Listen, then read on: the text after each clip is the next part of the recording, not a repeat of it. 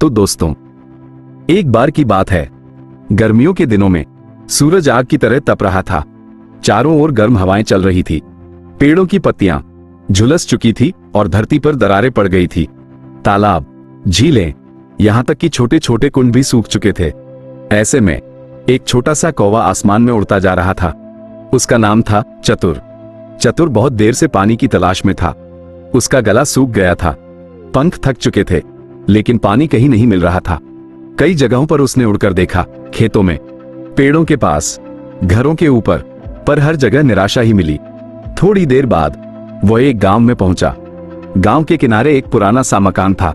वहां एक मिट्टी का घड़ा रखा हुआ था। चतुर ने तुरंत नीचे आकर देखा, शायद इसमें पानी हो। उसने सोचा।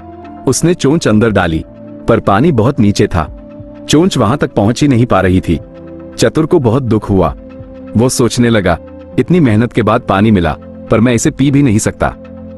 वो उदास होकर घड़े के पास बैठ गया। उसका दिमाग तेजी से चलने लगा, क्या करूं? हार मान लूं? पर तभी उसे अपने माँ बाप की बात याद आई, मुश्किल चाहे कितनी भी बड़ी हो, अगर दिमाग और हिम्मत दोनों साथ हो तो रास्ता जरूर निकलता है। चतुर ने इधर उधर नजर दौड़ाए। पास ही कुछ छोटे छोटे कंकड़ पत्थर पड़े थे। तभी उसके दिमाग में एक विचार चमका। उसने एक एक करके कंकड़ उठाना शुरू किया और उन्हें घड़े में डालने लगा। हर कंकड़ डालने के बाद वह देखता, पानी थोड़ा थोड़ा ऊपर आ रहा है। थोड़ी देर में ही पानी ऊपर तक आ गया। चतुर ने खुशी से अपने पंख फड़फड़ाए, झुककर पानी पिया और उसकी प्यास बुझ गई। वो आसमान की ओर देखकर बोला, अगर मैं हार मान लेता तो शायद ये पानी कभी ना पी पाता। मेहनत और बुद्धि का साथ हो तो नामुमकिन कुछ भी नहीं।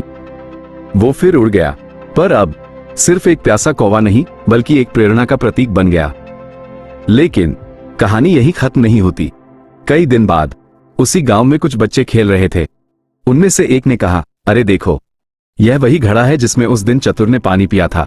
दूसरे बच्चे ने उत्सुक होकर पूछा, तुमने देखा था क्या? वो बोला, हाँ, मेरी दादी ने बताया था। उन्होंने कहा कि उस दिन से उन्होंने भी सीखा कि समस्या का हल हमेशा मौजूद होता है, बस हमें ढूंढना आना चाहिए। बच्चे चुप हो गए। फिर उनमें से एक ने कहा, अगर एक छोटा सा पक्षी अपनी समझ से इतना बड़ा काम कर सकता है तो हम क्यों नहीं? ये बात उनके मन में बैठ गई। अब जब भी वे किसी मुश्किल का सामना करते, वे कहते, चतुर याद है ना, उसने भी तो हार नहीं मानी थी। सीख, ये कहानी सिर्फ एक कौवे की नहीं है, बल्कि हर उस इंसान की कहानी है जो कठिनाइयों में भी हार नहीं मानता।